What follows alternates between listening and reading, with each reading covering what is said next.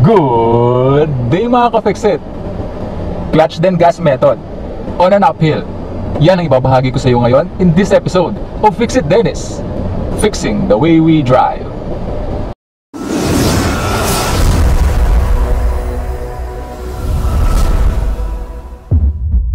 Okay mga ka-Fixit, clutch then gas method, no? Paano nga ba ito ginagawa? Mayroong mga driver na mas prefer ito on an uphill, no? Yan ay ipapaliwanag ko sa iyo sa video na ito. So naibahagi ko na doon sa past episode natin na gas then clutch or clutch then gas, no? Video kung paano ginagawa yung parehong method na yon mga ka-Fixit. Kung gusto mong panood yung video na yon mga ka-Fixit, maglalagay ako ng link ng video na yon sa upper right portion ng video na to and sa description below para mapanood mo.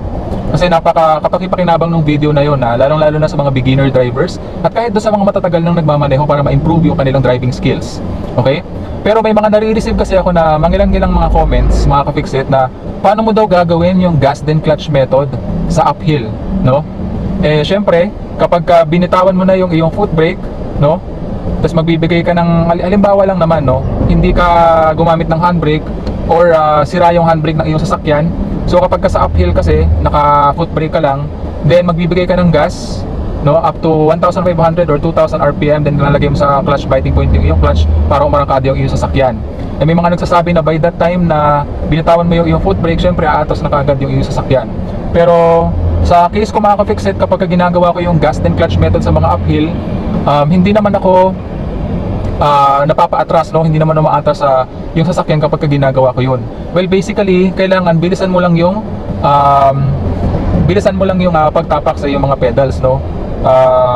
Pedal control skills na po yung mga ka-Fixit dahil medyo sanay na po ako sa pagmamaneho at matagal na rin po akong driver, kaya nagagawa ko na po ito ng mabilis at very sensibly mga ka-Fixit. So gawin natin yan po, yung papakita ko sa iyo, gas then clutch method, no? So bababa natin yung ating handbrake while we are holding the foot brake. So bababa natin ating handbrake. So isipin na lamang natin yung scenario, no, na tayo ay magpapaarangkada sa uphill na kalsada at medyo stop and go traffic or mayroong intersection. So sira yung ating handbrake or wala tayong handbrake. So foot brake, clutch all the way down, first gear, no? So ang gagawin ko, gas then clutch method, gas then clutch. Okay? So hindi mo lamang umatras kahit kaunti yung ating sasakyan. Gas then clutch. Okay, gas then clutch. So ang gagawin ko, gas then clutch method, gas then clutch. Okay. So hindi mo lamang umatras kahit kaunti yung ating sasakyan. Gas then clutch. Okay, gas then clutch. So pagbitaw ko ng ating foot brake, nabigyan ko agad siya ng gas up to a certain level, then na clutch biting point ko agad para umarangkada yung ating sasakyan, no? Actually, sa bilis nung pag-apa ko sa pedal, medyo hindi ganun ka-noticeable, no, na nabibigyan ko muna siya ng gas bago natin mailagay sa biting point yung ating clutch, no? Kasi simultaneous action po yung ginagawa ko mga ka-Fixit, medyo mabilis sa video, no? Yan, no? Pagbitaw ko ng ating preno, gas, clutch. Okay? No? Yan, no? Pagbitaw ko ng ating preno, gas, clutch. Okay? So medyo mabilis po yung action na yon. So yung clutch then gas method naman mga ka-Fixit, ito naman yung method na kung saan ilalagay mo sa clutch biting point yung iyong clutch, and then saka mo pala mabibitawan yung iyong brake pedal at magbibigay ka ng gas para umarangkada yung sasakyan, no? So medyo iatras ko lang ng konti para may space tayo para umarangkada. So pasensya na kayo, medyo iginilid ko yung ating sasakyan, no, dito sa sidewalk para hindi naman tayo maging abala dito sa kalsada. Okay? So gawin naman natin yan mga ka-Fixit. So bababa ko yung ating handbrake while we are holding the foot brake. So clutch all the way down, first gear. Ilalagay ko sa biting point yung ating clutch. Okay? So yan, medyo may konting panginginig. Ayan o, holding the clutch at the biting point, so hindi na aatras yung ating sasakyan. Yan, then magbibigay na ako ng gas para umarangkada yung ating sasakyan. Okay? Basically, yung clutch then gas method, mas prefer yan lalong-lalo na ng mga baguhan pa lamang na nagmamaneho. Dahil kapag hinold mo yung iyong clutch sa biting point, at a certain level, kaya niya na i-hold yung iyong sasakyan para hindi siya umatras sa mga uphill, no? Kasi pag hinold mo sa biting point yung iyong clutch at eksaktong-eksakto yung pagkaka-hold mo sa biting point and you are holding your foot para ma-hold ng maayos sa biting point yung iyong clutch, no? All the mechanical systems, the clutch, the transmission, magiging synchronized lahat yan kasama yung wheels para ma-freeze sila in motion. Ibig sabihin, lahat ng mga components involved para maparangkada yung iyong sasakyan, no? Maliban lang sa engine, no? Maliban sa engine ay mag-hold or hindi mo naiikot.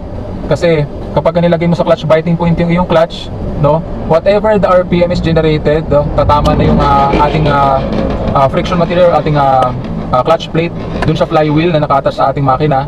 Pero dahil you're holding the clutch sa biting point at sa uphill ka, no, yung momentum or yung G-force na, kumbaga, yung G-force na humihila sa iyong sasakyan para bumaba dun sa uphill na yon para umatras is mapipigilan yun ng ating clutch, no, para hindi na umatras yung ating sasakyan. And then dahil may yung transmission natin is naka-attach sa ating clutch plate, no, at kumikis-kis lang yung ating clutch plate, no, sa flywheel, nagkakaroon ng konting slippage yan dahil syempre umiikot pa rin yung flywheel, no, may konting slippage, okay, na naka-steady lang yung clutch plate natin. And then hindi rin iikot yung ating transmission para mapaikot yung wheels ng ating sasakyan at umandar yung ating sasakyan, no. So please be very careful lamang when you are holding the clutch sa biting point, no. Huwag masyadong matagal. Okay? So clutch biting point, it will only take you about 1 to 2 seconds, no, para mabitawan mo yung iyong clutch pedal, mabitawan mo yung iyong foot brake at makapagbigay ka ng gas para umarangkada yung sasakyan. Huwag mo masyadong tatagalan sa clutch biting point yung iyong clutch dahil nag-i-slip po yan. Umiikot yung iyong flywheel, yung iyong clutch stationary lamang, nagkakaroon ng slippage, no.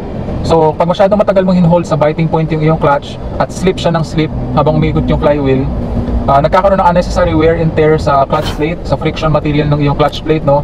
And eventually pag palagi mong ginagawa yan, malaki yung possibility na maaga mong papalitan yung iyong clutch plate, which is relatively hindi naman ganun kamahal. Ang mahal po talaga is yung pagbaba ng transmission and yung labor ng pagpapalit ng buong clutch assembly or yung clutch plate, no. Para maiwasan na mapalitan agad yung clutch plate mo and para maiwasan na magkaroon ng unnecessary wear and tear sa iyong clutch plate at maagang mapalitan yan at gumastos ka ng malaki nang wala sa oras, mga ka-fixit, no. Kung ginagawa mo yung clutch then gas method at dyan kasanay, well, continue doing so, pero with the precautionary measure na do not hold the clutch to the biting point ng sobrang tagal. Okay? So mabilis lang naman dapat yun, mga ka-fixit, no? So bababa natin ang ating handbrake, no? So clutch to the biting point. Pag naramdaman mo na may vibration at panginginig sa makina at sa sasakyan, no, pag kinlatch biting point, mararamdaman mo naman yan. Pagbitaw mo ng brake, magbigay ka na agad ng gas, hindi na aatras yung sasakyan. Yan, no, pag kinlatch biting point, mararamdaman mo naman yan. Pagbitaw mo ng brake, magbigay ka na agad ng gas, hindi na aatras yung sasakyan. No, mga ka-fixit? So either you do that method, mga ka-fixit, or gas then clutch method, which is yun yung pinopromote ko dito sa ating channel. Kasi pag binibigyan natin ng gas muna yung ating makina at saka natin ilalagay sa biting point yung ating clutch, napakaliit po ng possibility na tayo ay mamatayan ng makina, which is very critical, mga ka-fixit, lalong-lalo na sa mga uphill na kalsada. Okay?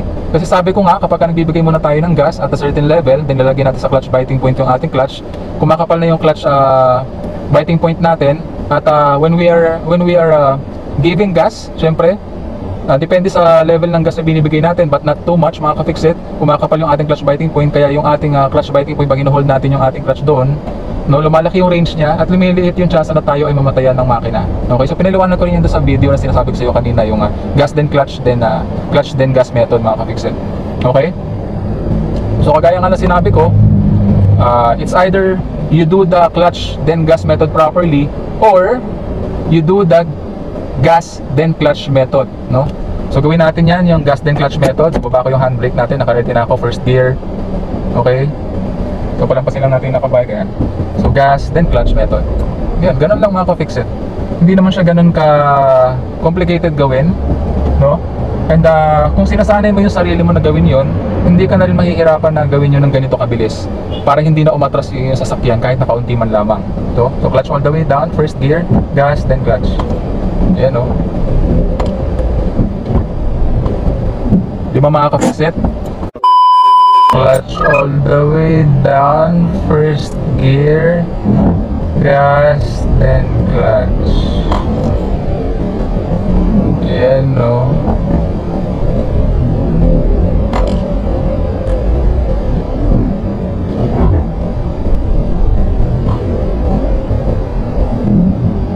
Di ba makaka-fix it?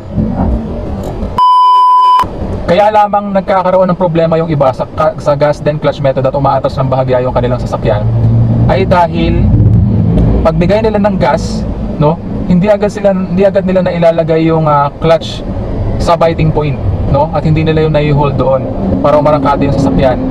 Pero sa nakikita niyo kagaya ng ginawa ko kanina, once na nagbigay ka na ng gas after you release the foot brake, no, and nailagay mo sa biting point yung iyong clutch, aarangkada na agad yung sasakyan na hindi man lang umaatras kahit kaunti.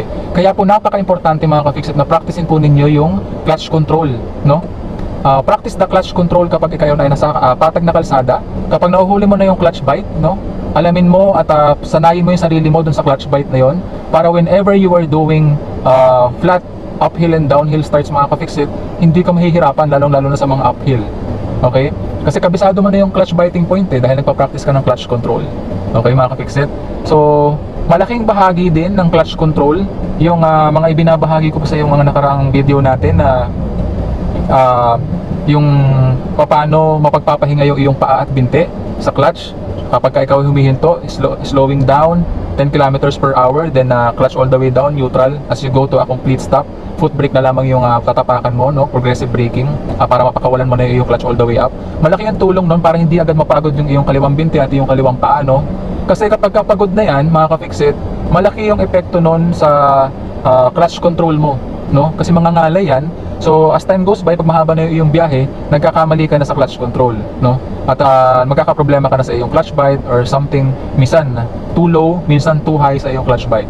Okay? So all of those things na tinuturo ko dito sa ating channel at pinopromote ko, malaki ang maitutulong yan sa iyong pagmamaneho. So I suggest na practicein mo ito sa controlled environment, sa mga flat na kalsada, sa mga parking lot, empty space, yan, para ma-perform mo siya correctly and properly when needed during driving, lalo-lalo sa mga crucial and critical moments like driving on uphill, lalo-lalo kapag stop and go traffic or intersections. So meron lamang akong precautionary measure dito, gas then clutch method man or clutch then gas method yung iyong gagawin.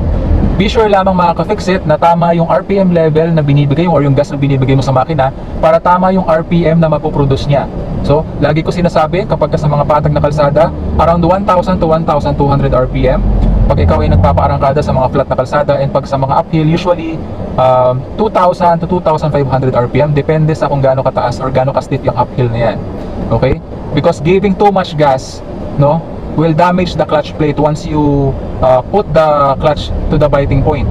Dahil masyadong mabilis yung ikot ng iyong engine RPM, then kapag yung flywheel naglapat na dun sa yung clutch plate, yun, kaya nagkakaroon ng unnecessary wear and tear yung iba na susunugan pa ng clutch plate, lalong-lalo na pag ino-hold nila sa kanilang clutch sa biting point na sobrang tagal. Yun yung nangangamoy na clutch mga ka-fix it, no?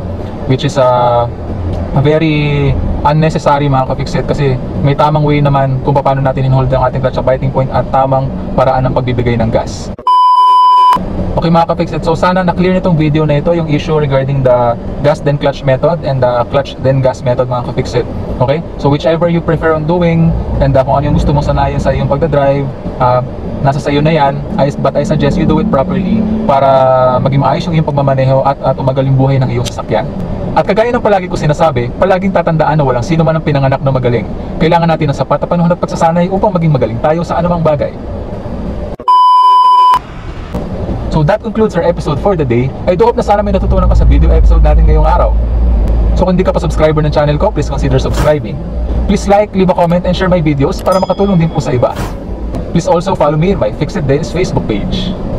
Sana patuloy po ninyo suportahan at panoorin ang mga Fix It Dennis videos natin fixing the way we drive. Again, thank you for watching. Hanggang sa muli. Paalam!